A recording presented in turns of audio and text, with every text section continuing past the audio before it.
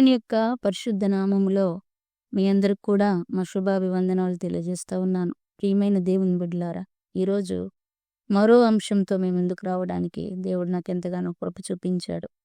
అదేమనగా, హృదయాలను పరిశీలించువాడు నీ దేవుడైన యెహోవాయే. ఆ మాటను మనము సామెతల గ్రంథము 17వ అధ్యాయం 3వ వచనంలో చూడొచ్చు. అక్కడ రాసి ఉంటది, వెండికి ముసతగినది, బంగారునకు కొలిమి తగినది, హృదయ పరిశోధకుడు యెహోవాయే. మన అంతరంగంలో ఏమున్నది దేవునికి తప్ప మరెవరికి కూడా తెలియదు. ఒకసారి మనం ఆదికాండం 4వ అధ్యాయం 9వ వచనం దగ్గరికి రాగలిగితే అక్కడ ఒక మాట దేవుడు మన కొరకు రాయించాడు. అదేమనగా, యెహోవా అంటాడు, నీ తమ్ముడైన ఏబేలు ఎక్కడున్నాడని కయ్యోనుని అడుగగా అతడు, నేను ఎరుగను, నా తమ్మునికి నేను కావలివాడనా అనెను. చూసారా దేవుని బిడ్డలారా, కయ్యోను హృదయం దేవుడు పరిశీలించి సరిచేసుకున్నటకు అవకాశం కయ్యోనుకి ఇచ్చాడు. అయితే కయ్యోను మరి సరిచేసుకోవడానికి ఉన్నటువంటి అవకాశాన్ని కోల్పోయాడు దేవుని బిడ్డలారా. ఎందుకంటే ఎదురాడే స్వభావం. ఎందుకంటే ఏమంటున్నాడు, నేను నా తమ్మునికి ఏమైనా కావాలన్నా అని ఎవరితో అంటున్నాడు? దేవునితో అంటున్నాడు దేవుని బిడ్డలారా. చూసారా, లోబడిన హృదయంగా కయ్యోను హృదయం ఉన్నట్లుగా మనం గమనించవచ్చు. తద్వారా ఆదికాండం 4వ అధ్యాయం 16వ వచనంలో కయ్యోను యెహోవా సన్నిధి నుండి బయలుదేరి వెళ్ళిపోయాడు. హృదయాలను పరిశీలించే దేవుడు కయ్యోనుని సరిచేసుకోమన్నా వినకుండా దేవుని సన్నిధి నుండి బయటకు వెళ్ళిపోయాడు. హృదయం మార్చుకోవడానికి ఇష్టపడలేదు దేవుని బిడ్డలారా.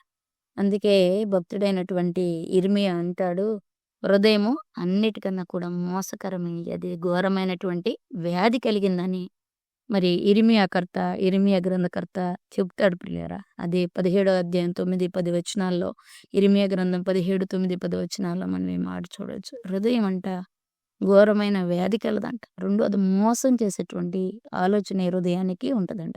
హృదయంలో నుండి అనేకమైన ఆలోచనలు వస్తాయంట. హృదయములో ఏది ఉంటుందో అదే నోరు మరి మాట్లాడిద్దని కూడా మరి లేఖనాలు సెలవిస్తూ ఉన్నాయి. హృదయం నిండినది ఏం మాట్లాడుతుంది? నోరు మాట్లాడుద్దంట. అట్లాగే నీ ధనం ఎక్కడుండనో అక్కడ నీ హృదయం కూడా ఉంటది. ఇట్లా చాలా విషయాలు హృదయాన్ని బట్టి చాలా వర్సెస్ మరి దేవుడు మనకు రాయించాడు ప్రియులారా. మంచి ఉన్నవి, చెడ్డు ఉన్నవి. అయితే కొంతమంది భక్తుల హృదయాలైతే ఒక దివ్యమైన సంగతితో నా హృదయం ఉప్పొంగుతుంది అంటాడు భక్తుడు.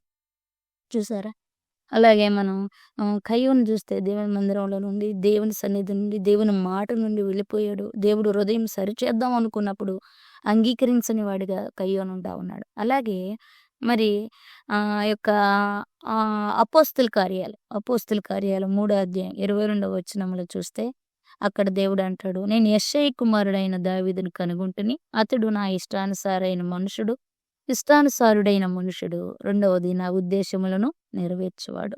చూసారు దేవుని బిడ్డలారా, మరి దేవునికి యొక్క దావీదు యొక్క హృదయాన్ని చూసినప్పుడు ఆ హృదయం ఎంతగానో నచ్చింది దేవుని బిడ్డలారా. లోపడే హృదయం, దావీదు హృదయం ఎలాంటిది? లోపడే హృదయం గలవాడు. అలాగే నీ హృదయం దేవుని ఎదుట ఎలా ఉందో దేవుడు పరిశోధిస్తాడు, పరీక్షిస్తాడు. మరి దావీదు హృదయం దేవునికి లోబడే హృదయంగా ఉంది. అందుకే ఆయనే అంటున్నాడు, దావీదు నా ఇష్టానుసారుడైన మనుషుడు, రెండోది నా ఉద్దేశములన్నిటిని కూడా నెరవేర్చువాడు అని హృదయ పరిశీలకుడైన దేవుడు మాట్లాడుతాడు. ఎప్పుడైతే దేవుని మాటకు, గద్దింపునకు, దేవుని చిత్తానికి లోబడ్డాడో దేవుడు ఏం చేశాడంటే గొర్రెల కాపరిగా ఉన్నటువంటి తన స్థాయిని రాజు స్థానానికి మార్చాడు దేవుని బిడ్డలారా. ఎప్పుడైతే దేవుని గురి కలిగి ఉన్నాడో, తన హృదయంలో దేవునికి స్థానం ఇచ్చాడో, తన యొక్క స్థితిగతులను దేవుడు మార్చాడు. ఈరోజు నీ హృదయం దేనితో నిండి ఉన్నది? నీ నోరు ఏది పలుకుచున్నది? నీ హృదయంలో నీ ఆలోచనలు ఎలా ఉన్నాయో దేవుడు అంటున్నాడు, ప్రభు పరిశోధిస్తాడు. ఎందుకంటే ప్రతిదానికి స్కానింగ్ ఉంది కదా. మన శరీరంలో ఏదన్నా ఇబ్బంది అయితే స్కానింగ్ రాసేస్తారు. స్కానింగ్ రాసేసి ఎక్కడ లోపం ఉందో ఆ లోపాన్ని ఫైండ్ అవుట్ చేసి దానికి తగిన మెడిసిన్ డాక్టర్స్ ఇస్తారు దేవుని బిడ్డలారా. అయితే హృదయానికి పరిశోధకుడు, హృదయానికి స్కానర్ ఎవరంటే మన ప్రభువైన యేసుక్రీస్తు వారు. ఆయన యొక్క వాక్యమై ఉన్నది దేవుని బిడ్డలారా. అందుకే భక్తుడు అంటాడు, లేవియాకాండం 11, 44, 45 వచనాలు, అలాగే 1 పేతురు 1వ అధ్యాయం 14వ వచనంలో అంటాడు, నేను పరిశుద్ధుడును గనక మీరును పరిశుద్ధులై ఉండవలెను, పరిశుద్ధులు కావాలను అంటాడు. అంటే చూసారా, మరి పరిశుద్ధత హృదయంలో ఉండాలి. హృదయం పరిశుద్ధంగా ఉంటే ఆటోమేటిక్గా మన శరీరం అంతా కూడా పరిశుద్ధమైన వాటితో నిండి ఉంటుంది. ఎప్పుడైతే హృదయం అపరిశుభ్రంగా ఉంటదో, అది పరిశుద్ధంగా ఉందా లేదని మరి మన అవయవ భాగాల్లో శరీరం ఆ యొక్క భాగాలన్నీ మంచిగా ఉన్నాయా లేదా, ఏదైనా బలహీనత ఉందని మనకెలా తెలుస్తదంటే, అది లేపే నొప్పిని బట్టి, దానికి కలిగినటువంటి ఇబ్బందిని బట్టి మనం డాక్టర్ దగ్గరికెళ్తే డాక్టర్ చెప్తాడు. కానీ ఈ యొక్క హృదయాన్ని పరిశీలించువాడు దేవుడైన యెహోవా. ఆయన్ని స్కానింగ్ చేయాలి. ఆయన వాక్యంలో నువ్వు చూసుకున్నప్పుడు అప్పుడు అంటాడు, యాకోబు భక్తుడు ఏమంటాడో తెలుసా? వాక్యాన్ని నేను చదువుతున్నప్పుడు అద్దంలో నా మొఖం చూసుకున్నట్లుగా. అంటే నా మొఖం మీద ఏం మచ్చుందో అట్లా నా హృదయంలో ఏం మచ్చలున్నాయో నాకు కనబడుతున్నాయి. నీ వాక్యాన్నిలో నా బ్రతుకుని నేను సరిచేసుకుంటానంటాడు. అట్లాగే కీర్తనకారుడు 119 కీర్తనలో ఏమంటాడో తెలుసా? శ్రమ కలగక ముందు నేను త్రోవ తప్పి తిరిగి తిని, ఇప్పుడైతే నీ ఆజ్ఞలను అనుసరించి నేను మంచిగా ఉన్నానంటాడు. రెండోది చూసావా? ఈ యొక్క శుద్ధ సువర్ణాన్ని మరి ఒక ఏం చేయాలి? సువర్ణము అగ్నిలో కాల్చాలి దేవుని బిడ్డలారా. అది అగ్నిలో కాల్చినప్పుడు శుద్ధ సువర్ణంగా మారుతది. మెరుస్తది, కొట్టబడతది. అప్పుడే ఆ శ్రమల కొలిమిలో అగ్నిలో కాలినప్పుడే దానికొక మెరుపు, దానికొక విలువ, దానికొక ప్రత్యేకత మరి ఉంటా ఉంటది దేవుని బిడ్డలారా. దానికొక వాల్యూ కూడా ఉంటా ఉంటది. అలాగే భక్తుడు అంటున్నాడు, మరి హృదయ పరిశోధకుడు యెహోవా. యెహోవా నీ హృదయాన్ని, దేవుడు యేసయ్య నీ హృదయాన్ని, త్రియేక దేవుడు నీ హృదయాన్ని పరీక్షిస్తున్నప్పుడు, పరిశోధిస్తున్నప్పుడు, ఆ పరిశోధనకు గనక నువ్వు లోబడగలిగినట్లయితే దేవుడేమంటున్నాడంటే, అప్పుడు ఆయన నిన్నేం చేస్తాడు? నీ హృదయంలో ఏ బలహీనత ఉందో వాక్యం ద్వారా సరిచేస్తాడు. నిన్ను పరిశుద్ధుడిగా మారుస్తాడని లేఖన భాగం సెలవిస్తా ఉంది. అలాగే 1 కొరింథీ పత్రిక 4 అధ్యాయం 5వ వచనంలో చూస్తే, ఆయన అంధకారమందుల రహస్యములను వెలుగులోనికి తెచ్చి హృదయములోని ఆలోచనలు బయలుపరుచునప్పుడు ప్రతి వానికి కూడా తగిన మెప్పును దేవుని వలన కలుగచేయును. చూసారా? భయంకరమైన హృదయ ఆలోచనలు బయట పెట్టగలిగిన వాడు దేవుడేనంట.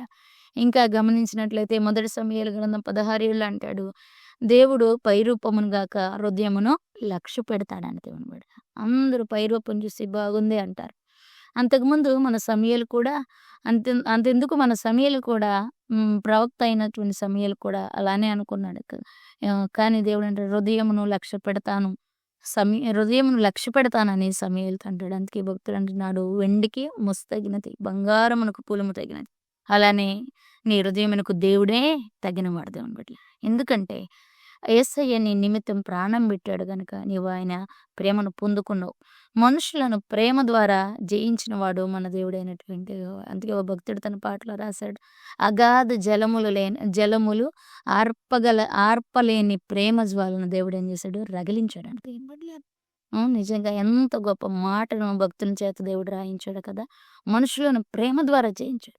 నీ హృదయం ఎలాంటిదో, వేటితో నింపబడి ఉంటదో ఆయనకు తెలుసు. అయినా సరే నీ హృదయం వేటితో నింపబడన్నా, ఎంత మురుగున్నా, ఎలా ఉన్నా ఆయన ఏం చేశాడంటే నిన్ను ప్రేమిస్తా ఉన్నాడు. నిన్ను ఇష్టపడతా ఉన్నాడు. అందుకే బంగారం అగ్నిలో కాలి శుద్ధ సువర్ణంగా మారినట్లు నీవు కూడా పరిశుద్ధాత్మ అగ్నిలో కాలి నీ హృదయమును మార్చుకోవాలి.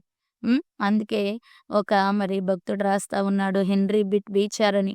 ఏమంటున్నాడంటే, తల్లి హృదయం బిడ్డ పాఠశాల లాంటిదంటండి దేవుని బిడ్డలారా. నిజంగా తల్లి యొక్క హృదయం ఎలాంటిది? బిడ్డ పాఠశాల లాంటిది. అలాగే నీ యొక్క హృదయం మరి యేసయ్య యొక్క హృదయం నీకొక పాఠశాల దేవుని బిడ్డలారా. యేసయ్య హృదయం, త్రియేక దేవుని యొక్క హృదయం, పరిశుద్ధాత్మ హృదయం నీకొక పాఠశాల. ఆ పాఠశాలలో నువ్వు ఉన్నప్పుడు ఖచ్చితంగా నిన్ను నువ్వు సరి చేసుకోగలుగుతావు. బిడ్డ తల్లిని చూస్తా ఉన్నప్పుడు చాలా విషయాలు నేర్చుకుంటది కదా!